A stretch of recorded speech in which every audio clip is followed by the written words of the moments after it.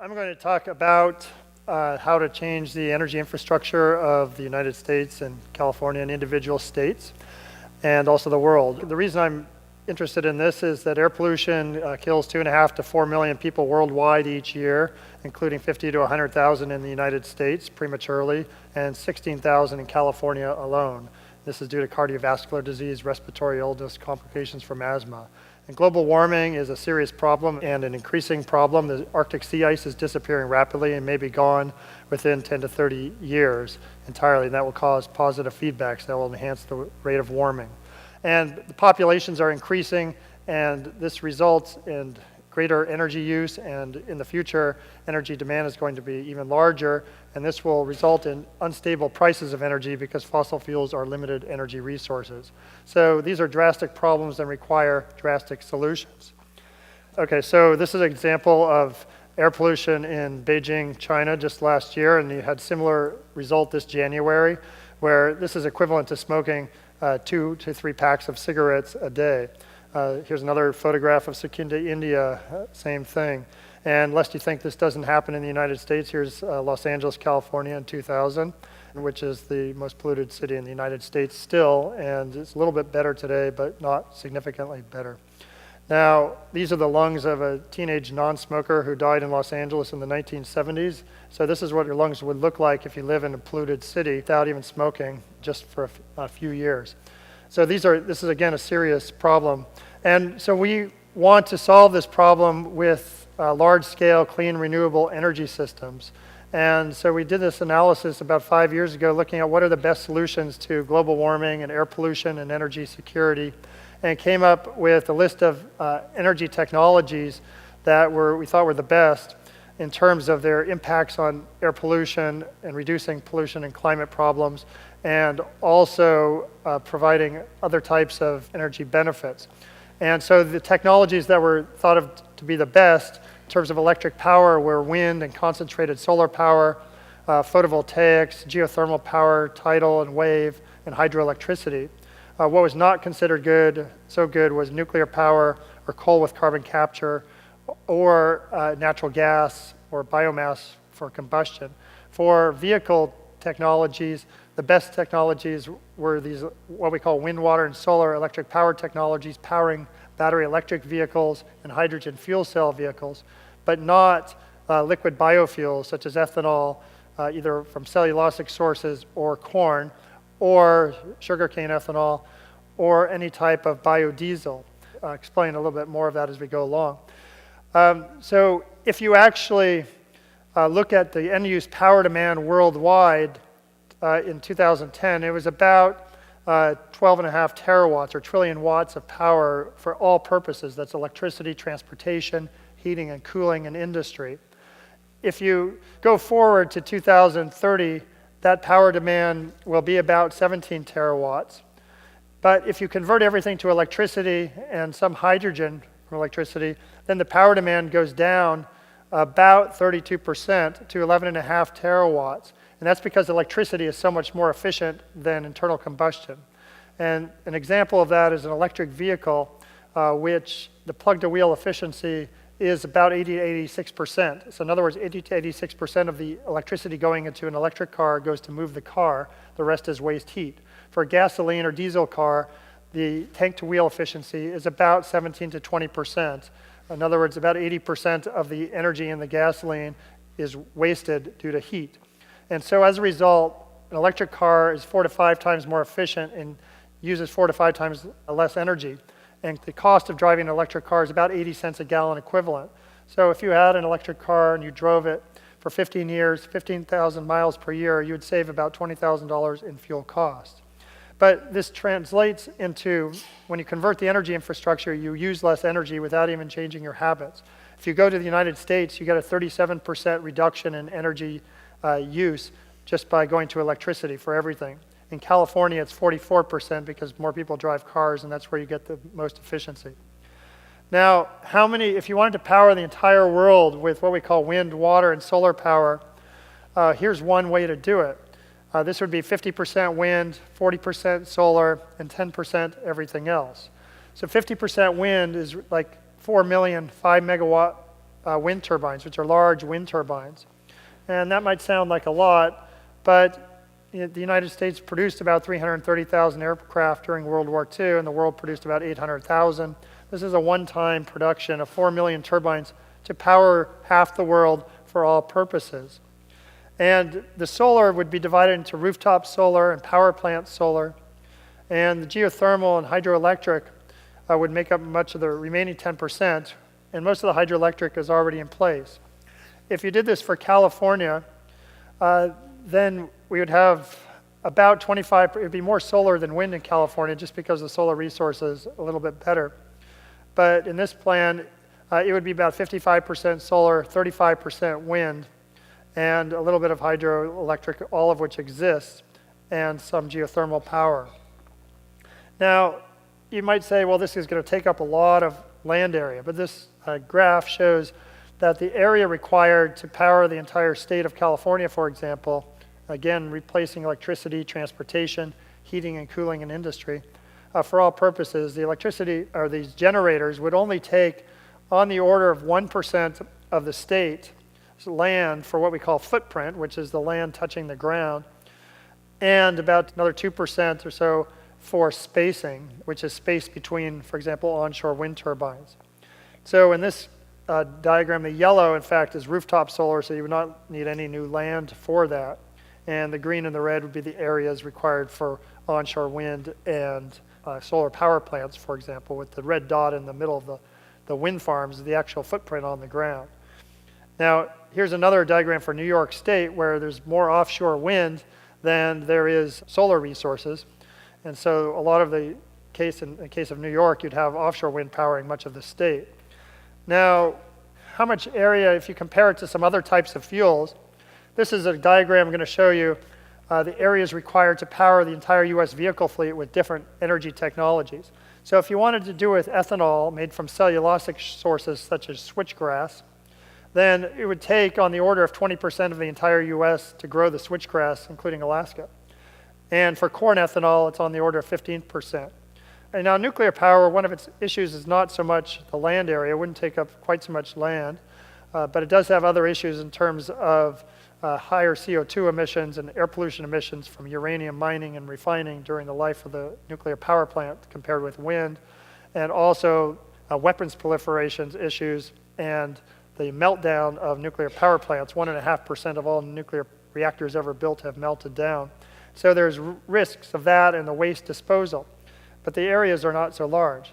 Now, wind would take to power the whole US vehicle fleet about 1/2% of the US, which is about 1/3 of South Dakota, but only 3 square kilometers of land on the ground. The rest is just space that can be used for agriculture, open space, or for other purposes. And this would require, to power with wind, you'd need about 73,000 to 143,000 5-megawatt wind turbines to do this. Or a lot of this can go offshore, of course. That for solar and geothermal, you even need less spacing area than you do for wind. For solar, it's about 1/3 the areas. So the land required for solar, geothermal, and wind is not large for, in this case, powering the vehicle fleet.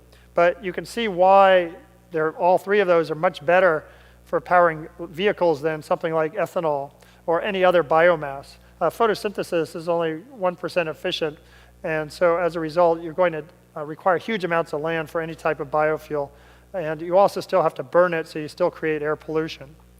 Now, what about available land areas, or how about the resources available for wind and solar? There's enough wind in the world to power the entire world about 6 to 7 times over for all purposes. That's over land. And in the United States, the Great Plains is a huge resource, as is the offshore East Coast and the West Coast. But the water offshore the West Coast is pretty deep, so you'll need floating turbines for most of that. But off the East Shore, it's pretty shallow. Now, it turns out that one of the benefits of offshore wind, if you put it in the path of a hurricane, is it can actually help to dissipate hurricanes if you have enough wind turbines. Because wind turbines, they extract energy from the air to convert it to electric power. And if you have enough of them, several tens of thousands of turbines offshore the East Coast or the Gulf Coast, you can actually then take enough power out of the hurricane to dissipate it This shows a simulation of Hurricane Katrina. On the left is with no turbines. On the right is with turbines that are packed to the southeast of New Orleans. And you can see where that triangle is, that the wind speeds, this is a plot of the wind speeds, have decreased substantially where the hurricane passes through the wind farm. And this is a few hours later when the actual center of the hurricane passes over close to New Orleans. You can see the blues on the right side indicate that the hurricane speeds have dissipated significantly. In fact, you can get up to a 70 to 80% storm surge reduction, as well as a 50% wind speed reduction due to the hurricane passing through a wind farm, or a large wind farm. And this would avoid a lot of the damage, such as from Hurricane Sandy that occurred a couple of years ago.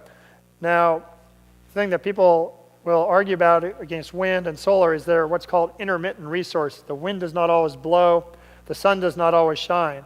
However, it turns out that wind and solar are very complementary in nature. When you have, like when the wind is not blowing, often the sun is shining during the day and vice versa. So if you combine the two and you use hydroelectric power to fill in the gaps, because you can turn in hydro on and off really rapidly, and you use geothermal power as what's called base load or constant power, you can match power demand with supply readily. So this is some calculations of matching power demand with supply. The black line is power demand on 2 days in California. Red on the bottom is geothermal. Light blue is wind, which peaks mostly at night, and these are 24-hour of 2 different days. The yellow is solar photovoltaics. The dark blue is hydroelectric, and the orange is concentrated solar power. If you combine these, you can see that the power demand, the black line, is being met by all these renewable energy sources. And it turns out that this was possible 99.8% of the hours over 2 years, and only 0.2% of the hours did you need some backup, such as natural gas. Now, what about the costs of energy from these? Well, today, onshore wind is about 4 to 10 cents a kilowatt hour, and geothermal is also not too expensive. Hydroelectric is pretty inexpensive. Now, offshore wind is more expensive. Solar is higher, but coming down rapidly. And tidal wave power hardly developed, so they're more expensive. Conventional fuels like coal and gas, the mean price of energy is about 9.2 cents a kilowatt hour right now, but there's another 5 cents a kilowatt hour of health and climate costs. So it makes it about 14.5 cents a kilowatt hour. Makes it even more expensive than wind right now. But if you go to the future, because wind and solar have zero fuel cost, their prices stay constant over time, and in fact drop due to large build-outs. And while fossil fuels are more limited, so their prices go up over time. And so by 2020 to 30, the prices of all these wind, water, and solar technologies should be less than those of fossil fuels, especially when you account for the health and climate costs of the fossil fuels. Well, here's to prove that, because when you put in wind, for example, you stabilize the price of electricity. If you look at the 10 states in the US with the highest fraction of electricity from wind, those states, the price of electricity went up 3 cents a kilowatt hour in the last 10 years. All the other states went up 4 cents a kilowatt hour, and Hawaii, in fact, went up 17 cents a kilowatt hour because they rely heavily on fossil fuels, which have limited fuel supplies, and so their prices go up over time. The other big benefit of converting to wind, water, and solar and for everything is reducing air pollution mortalities on the order of 60,000 in the US. And that would save, in terms of cost, about $530 billion per year, or about a little over 3% of the GDP of the United States, just by eliminating all the air pollution costs. And you generate lots of jobs, about 5 million over the US for construction, and about 2.5 million for operations of the facilities. What about a timeline? If you want to transition to clean renewable energy, you'd really have to start now. But by 2020, you'd need all new energy technologies and transportation to be clean, such that every new car is an electric car, every new power plant is a clean power plant, etc. And heating in your house is not natural gas, but electricity. Then by 2030, that would replace 80% of the infrastructure, and by 2050, 100%. So in this case, we're looking at 100% conversion by 2050 of everything. Mortality reductions by state. Each state has mortalities associated with pollution that we're trying to avoid. So to summarize, if we convert to wind, water, and solar, electricity, and hydrogen for all purposes, you reduce end-use power demand in the US by around 37%, and eliminate almost 60,000 air pollution deaths, which is about 3.5% of the US GDP in terms of the cost, and another $730 billion a year in global climate costs that are currently occurring. You create 5 million construction jobs and 2.5 million operation jobs. Energy cost savings per person per year in 2050, due to the fact that your prices of electricity will be lower, are about $3,400 a year per person, $3,100 per year per person from health and climate costs by 2050. You'd use less than 1% of the US land area for the energy technology footprints. And there are many methods of addressing variability. But materials, there are some limits, but recycling may be needed, but they're not limits that would stop this from working. The biggest barriers are the upfront costs, lobbying, and politics. And if you do want more information about this, or you do want to help out in solving the problem, here's some websites. You can go to the Solutions Project, which is a group of people who are scientists, business people, artists, and entertainers who are trying to actually help solve this problem. Please consider trying to do your own part in trying to help make this conversion to clean, renewable energy, because it's really important for all of us in the long run. Thank you very much.